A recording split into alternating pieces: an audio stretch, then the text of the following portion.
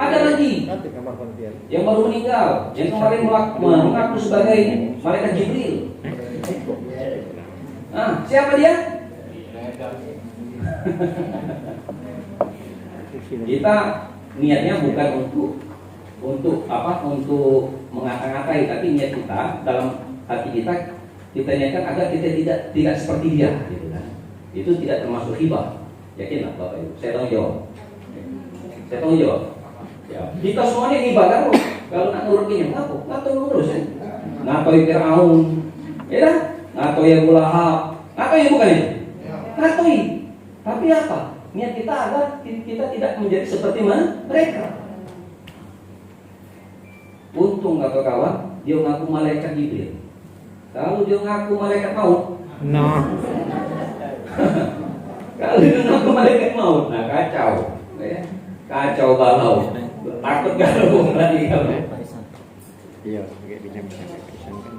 Ada lagi Bapak Ibu sudah pernah mendengar? Ada sekarang ini ada satu paham, tapi untung dia masih skala kecil, tepatnya di Padang, nggak tahu di Padang mana. Dia hajinya tidak ke Mekah, bukan Kerinci ya, Padang minggu baru lagi. Jadi paham mereka itu, mereka hajinya di tempat kiai mereka itu. Ada yang baru lagi Bapak Ibu, ada yang baru lagi paham seperti itu. Karena dia menafsirkan ayat Al-Quran itu sesuai dengan kemauan mereka sendiri. Ada lagi, coba rajin-rajin buka berita-berita lewat mata agama. Jadi Bapak Ibu, ya, Indonesia ini sangat subur pemahaman baru yang mereka itu merasa lebih pintar, lebih mengerti dalam menafsirkan, memahami hadis-hadis, ya, dengan cara yang sama. Belajar tidak dengan guru. Inilah apa kata Rasulullah, kalau belajar tidak dengan guru apa? Belajar berarti dia belajar dengan setan. Bapak Ibu bukan hanya perannya sebagai penyuluh, tapi juga plus sebagai seorang guru yang mengajari orang-orang yang ada di majelis taklim binaan Bapak Ibu. Kemarin saya dapat informasi Bapak Ibu, informasi terbaru. Mungkin Bapak Ibu baru dapat informasi dari saya. Bapak Dr. Imam Syafi'i, Kepala Pusat Pendidikan dan Pelatihan Keagamaan Pusat, beliau mau mengusulkan ke pemerintah, ya, ingin membuat suatu lembaga pendidikan. Kalau di Indonesia itu sudah ada PAUD, pendidikan anak usia dini. Beliau, saya dapat informasi kemarin, mungkin Pak Ali, beliau mau mengajukan ke Kementerian Agama, ya, pendidikan angkatan usia lanjut atau disingkat dengan PAUD. Sudah dulu dengar ya? Sudah dulu. Ini yang mendirikan beliau. Dan beliau sampaikan kemarin, ya.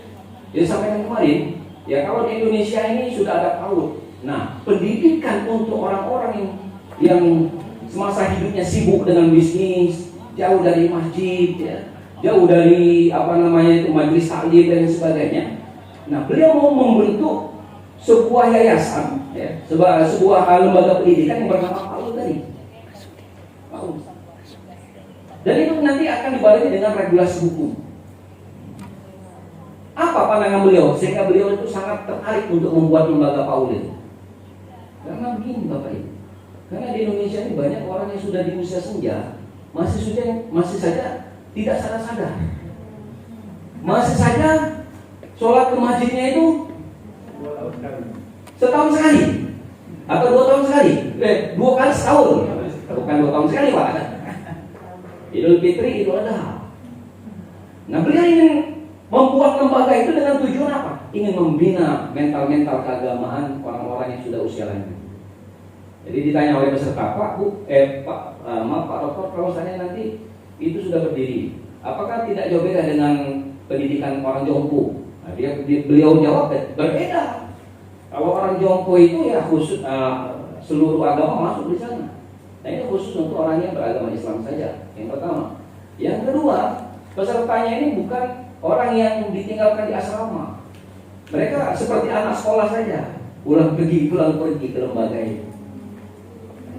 Nah, untuk di wilayah Murakaran itu mungkin ya ke depannya mungkin bakal ada surat kebijakan nanti edaran dari Menteri Agama dan sebagainya.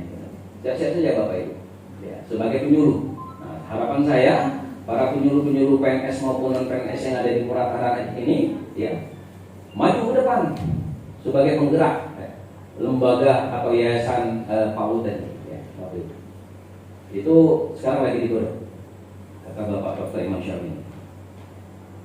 Terus selanjutnya Bapak Ibu, sebenarnya yang mau saya sampaikan ini sudah terangkum semua di ayat yang pertama tadi. Peran penyuluh, itulah peran dan tugas Bapak Ibu sebenarnya. Betul nggak kira-kira? Kalau berbicara slide di sini Bapak Ibu ya, ini kan teori yang dibuat oleh manusia. Saya agak cepatkan saja. Ini ada spesialisasi penyuluh agama Islam non PNS. Bapak Ibu sudah paham semua. Ada penyuluh pemberantasan buta huruf Al-Quran, ada penyuluh keluarga sakinah, penyuluh zakat, penyuluh wakaf, penyuluh produk halal, penyuluh kerukunan umat beragama, penyuluh radikalisme dan aliran sempalan, penyuluh nakzah dan HIV atau AIDS. Saya mau tanya, saya memberikan pembinaan juga di beberapa kabupaten yang lain. Kemarin saya ke Oku Indo, saya tanya, apakah ke-8 spesialisasi ini sudah ada semua di kabupaten itu? Ternyata ya ada spesialisasinya dibagi oleh Kasih Dimasnya, tapi di masyarakat tidak tahu spesialisasinya apa. Ya kan? Yang namanya penyuluh itu harus menguasai semua ini.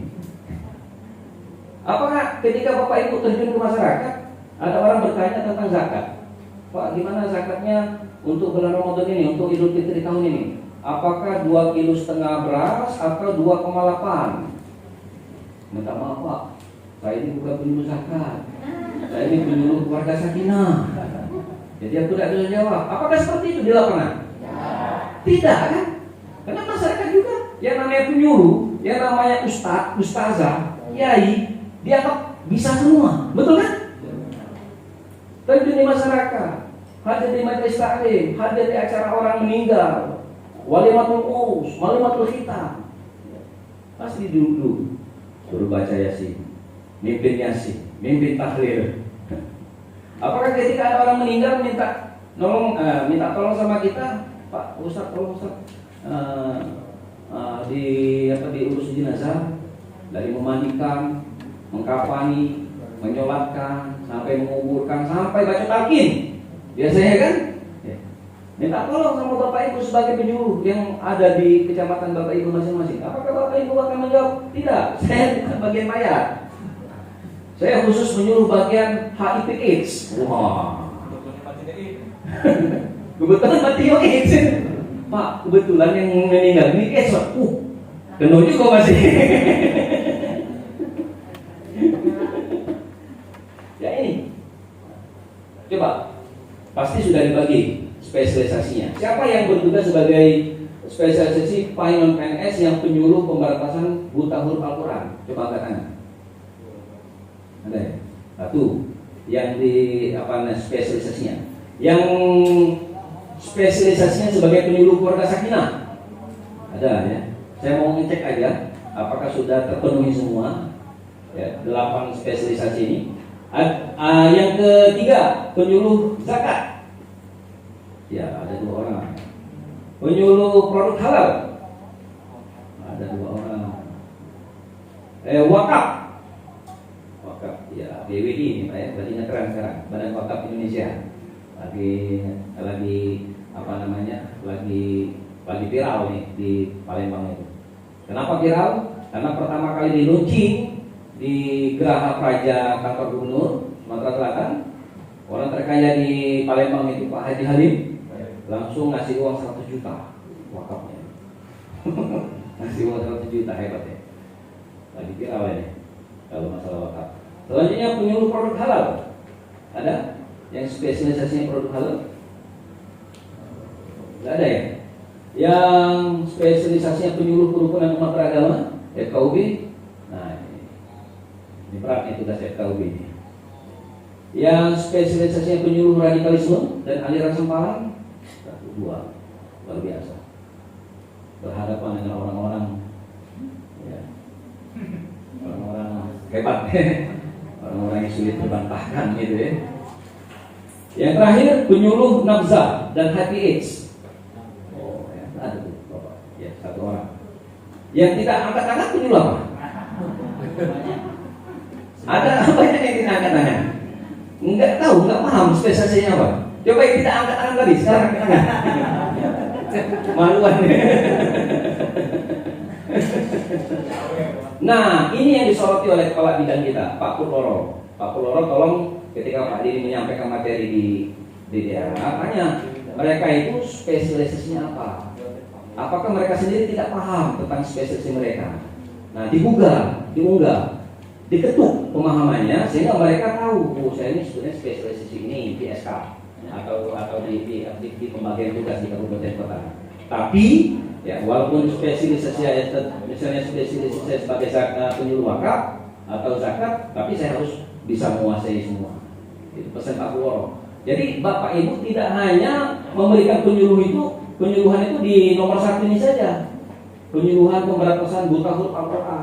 Bukan itu saja, ngajari Bapak Ibu yang sudah tua-tua di masjid ngaji, tidak hanya sebatas itu. 8 orang ini juga harus harus dikuasai juga, harus dilaksanakan juga di lapangan. Dan saya yakin di laporan bulanan Bapak Ibu semua itu pasti ada semua ini ya. Betul nggak kira-kira? Betul ya? Baik Bapak Ibu. Nah ini mapping penyuluh agama Islam PNS dan non PNS. Mapping ini lama ya, tahun 2020. Di 2021 ini belum muncul ya. Terlalu kecil ya. Sumatera Selatan petahnya ini untuk penyuluh yang PNS ada 134 orang, dan untuk penyuluh non PNS di Sumatera Selatan ada 1.600 orang. Dan Bapak Ibu termasuk yang ada di sini bagian dari 1.600 dan bagian dari berapa? 134 orang itu. Luar biasa. Inilah wal takum minkum ummatun yad'una ilal khair. Saya jadi iri Pak dengan profesi Bapak Ibu semua yang ada di sini. Jangan-jangan profesi Bapak Ibu inilah yang duluan disambut Allah di surga nanti. Amin. Sangat mulia. Ada 2 dalil yang menguatkan profesi Bapak Ibu semua. Harus bangga. Pak, bangga. Pondok masih juta.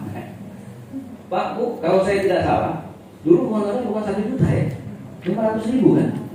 500.000 kan? Naik 100%, jadi 1 juta. Luar biasa Pak. Ini bakal lain. Jadi begini, Bapak Ibu, saya teringat dengan ceramahnya Gus Baha. Kalau Bapak Ibu sering mendengar ceramah Gus Bahaudin. Beliau ngomongnya seperti ini, saya sangat tergugah sekali. Orang itu kalau membuat rumus kehidupan, terutama rumus bagaimana bisa hidup bahagia di dunia, orang itu menetapkan rumus hidupnya itu terlalu tinggi. Baru ketika nanti sudah menjadi kepala kantor baru bahagia gitu. Sudah diangkat menjadi PNS baru bahagia. Sudah dapat membangun rumah yang mewah baru bahagia. Sudah dapat istri cantik atau suami yang ganteng baru bahagia. Sudah bergaji 100 juta 1 bulan baru bahagia. Ini bagi saya, kata Gus Baha, orang bodoh. Dikatakan orang bodoh. Mengapa? Karena dia menjebak diri dia sendiri dengan standar hidup. Dia baru akan bahagia ketika standar-standar yang dia buat tadi tercapai. Ini orang bodoh. Apa saran beliau? Ya kalau bisa kita buat standar hidup bahagia itu jangan terlalu tinggi lah. Kalau saya pribadi, kata Gus Baha, cukup dengan minum kopi di warung itu sudah sangat bahagia. Itu. Dan yang kedua, apabila saya memegang uang 1 juta, itu musibah bagi saya. Karena saya meletakkan banyaknya uang di tangan saya baru bahagia ketika saya punya uang. Entah berapa, entah 1.000 rupiah, entah 2.000 rupiah, entah 10.000 rupiah, sudah saya tetapkan saya harus bahagia dengan rezeki ini. Wow. Jadi konsep bahagia itu ya kita sendiri yang menentukan. Betul nggak kira-kira Bapak Ibu sekalian? Minta maaf pada kawan-kawan yang belum diangkat menjadi PNS. Pak Manu cuma gaji cuma 1 juta. Ini yang PNS itu lumayan ya. Melaksanakan tugas tidak. Ini jadi masalah kita. Kami ini terlambat nih laporan, marahi ini gaji cuma 1 juta. Kenapa? Tidak bahagia. Dari 500 ke 1 juta masih tidak bahagia. Kenapa? Karena meletakkan syarat bahagia itu terlalu tinggi. Betul nggak kira-kira Bapak Ibu sekalian? Betul nggak? Ketika kita menetapkan syarat kita bahagia itu serendah-rendahnya, maka insya Allah ta'ala dengan mudah kita akan mencapai kebahagiaan. Betul nggak kira-kira Bapak Ibu sekalian? Kalau amin ini Pak Kasubag biasanya itu rambu-rambu itu biasanya. Ngomong-ngomong lah jam 12 ya? Nah iya. Kurang 5 menit. Nah selanjutnya materi saya ini banyak ya. Kedudukan penyuluh agama Islam Bapak semua paham semua di sini ya, sebagai penyuluh, sebagai pengawal dan penggiat moderasi beragama dan wawasan kebangsaan, sebagai influencer. Nah influencer Bapak ini sebagai influencer ya Allah. Sekarang kan istilah influencer itu kan lagi ngetren. Apa arti influencer? Orang yang memiliki pengaruh yang banyak. Sekarang ini Bapak Ibu yang menjadi influencer gitaris dunia siapa? Kalau Bapak Ibu tahu, orang Indonesia. Influencer gitaris. Dia cukup main gitar tanpa ngomong sepatah pun, tapi seluruh dunia merespon permainan gitarnya. Orang Indonesia Bapak Ibu. Alibata, gitaris Indonesia, mantan sopir truk dan mantan sopir mobil yang untuk angkat alat berat itu, dia punya skill main gitar yang membuat dunia terpukau dengan kehebatan cara main gitar. Ternyata di Amerika dia training 1 influencer yang sangat berpengaruh sebagai pemain gitar dunia terbaik. Tekan dong Bapak Ibu sekalian. Dia menampilkan apa? Menampilkan keahlian dia. Pak Bu, kalau penyuluh influencernya itu apa? Alibata juga Pak. Alibata juga. Iya. Kalau saya begini Pak, coba kita mengukur seberapa besar influencer kita di tengah majelis taklim atau di tengah masyarakat binaan kita. Ketika kita lewat di suatu tempat, kebetulan di sana ada orang sedang berjudi, sedang nyambung ayam, sedang main drum, Bapak Ibu lewat, seketika juga bubar tempat itu. Ayo Ustaz. Lagi. Man. Pak salah ditawar ini Pak.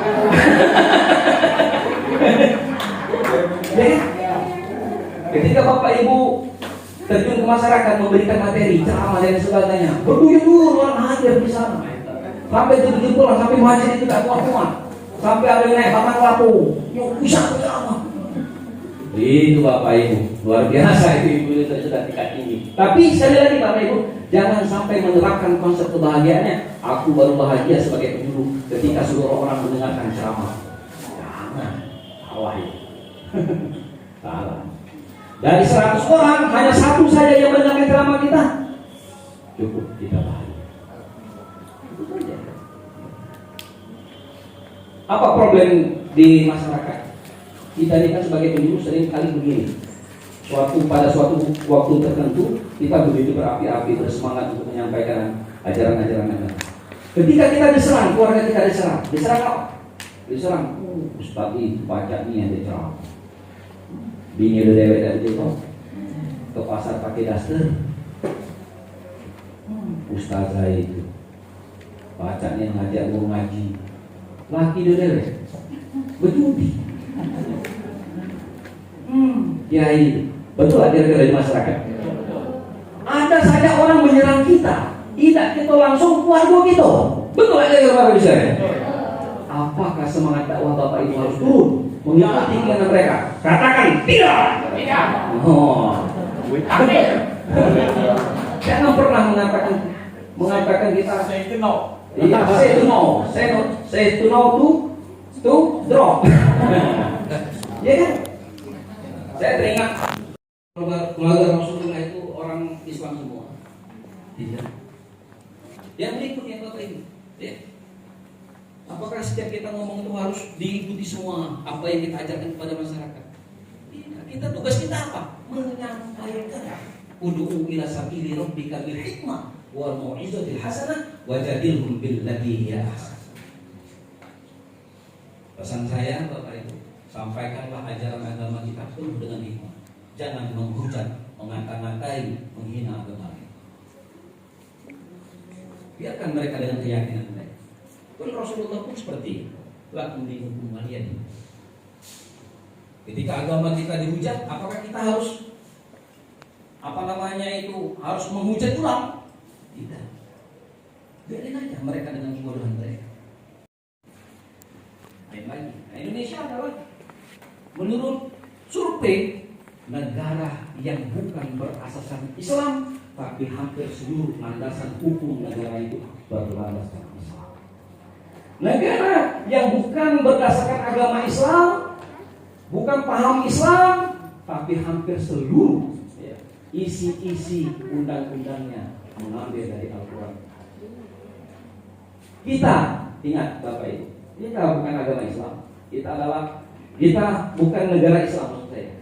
Kita negara demokrasi. Tapi Bapak Ibu, 5 sila itu sudah tercantum semua di azan kita. Jadi kita nggak usah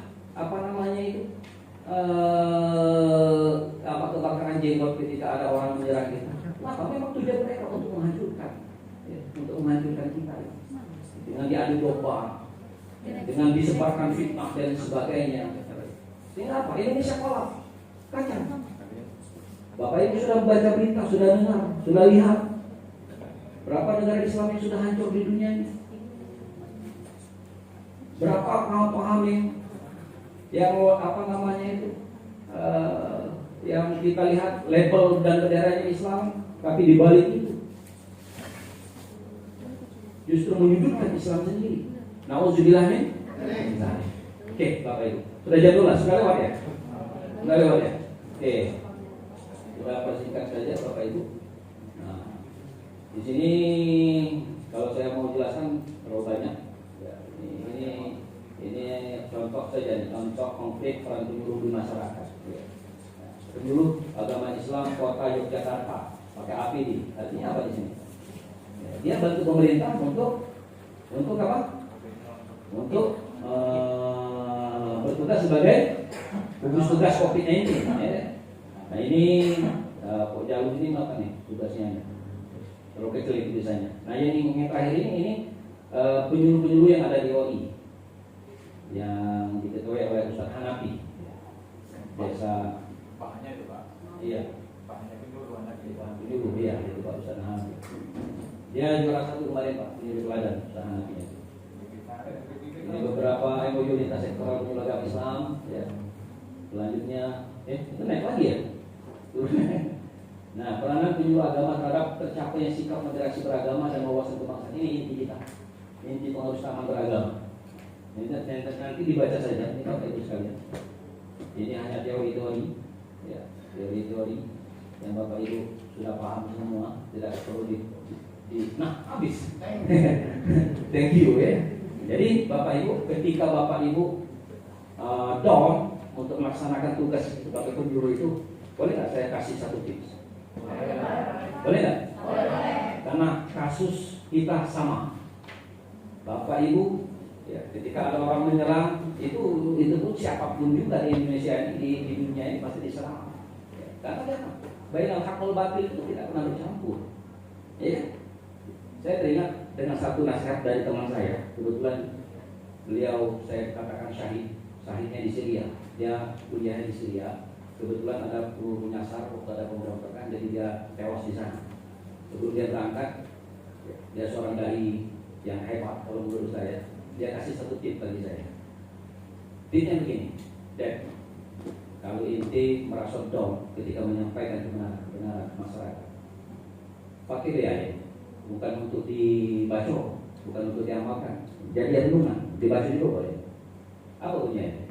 Auzubillahi minasyaitonir rajim. Bismillahirrahmanirrahim. In tansurullah yansurukum wa yusabbit aqdamakum. Jika engkau menolong agama Allah, Allah pun akan menolongmu. Wa yusabbit aqdamakum, dan akan memantapkan setiap langkah-langkah kalian. Amin. Pakai saja ya. Apa bunyinya tadi? In tansurukum yansurukum wa yusabbit aqdamakum.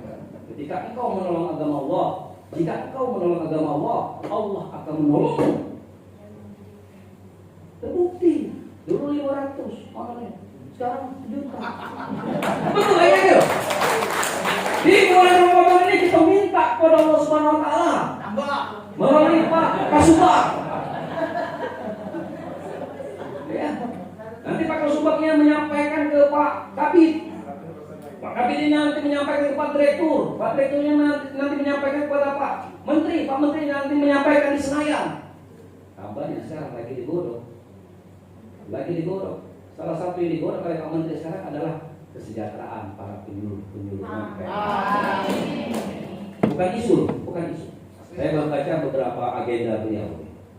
Kita doakan, mudah-mudahan perjuangan Pak Menteri untuk meningkatkan kesejahteraan para penyuluh non-PNS akan betul-betul menjadi kenyataan. Amin ya Rabbal. Kalau PNS itu ada regulasi tersendiri. Ya ikut dengan yang tugas-tugas PNS yang lain. Karena yang perlu dipikirkan itu adalah Bapak Ibu yang bertugas sebagai penyuluh non-PNS. Tapi Bapak Ibu, mulai detik ini, mulai saat ini, tanamkan tentang standar kebahagiaan. Cukup dengan 1 juta bagi saya sudah luar biasa bahagia. Apalagi lebih. Coba, ya. Kira-kira Bapak Ibu dari apakah hanya mengandalkan uang 1 juta itu dan semua? Saya yakin penghasilan Bapak Ibu dari yang lain-lain itu lebih baik. Kita ini kadang ini Pak, nganggap rezeki itu duit padahal rezeki itu banyak. Sehat, masih pacak tegak, masih pacak berjalan, masih pacak ngomong, masih pacak bergerak. Ini rezeki kan? Anak kita ngomong nak sholat galah, itu rezeki itu. Anak kita sehat, jauh dari penyakit, jauh dari COVID, rezeki. Kalau nak berobat, tak berapa. Pilek, batuk, pilek, berobat ke dokter sekarang ini paling murah 100.000 sekali nyuntik. Betul ya gitu? Anak kita sehat, itu rezeki. Bini tidak melawan laki sayang sama bini, rezeki bukan itu? Rezeki. Ya, oke Bapak Ibu, itu saja yang bisa saya sampaikan. Karena waktunya sudah ada panggilan dari Ilahi.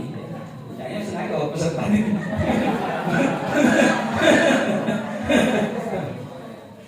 Inilah, saya di beberapa daerah seperti ini selalu kekurangan waktu untuk menyampaikan ini. Beberapa slide itu, ya mudah-mudahan nanti Bapak Ibu, ketika Bapak Ibu nanti diutus oleh Pak Hasbin Kelora selaku Kasubag untuk ikut pelatihan penyuluh di Balai Diklat, nanti ketemu saya. Amin. Amin. Wassalamualaikum warahmatullahi wabarakatuh.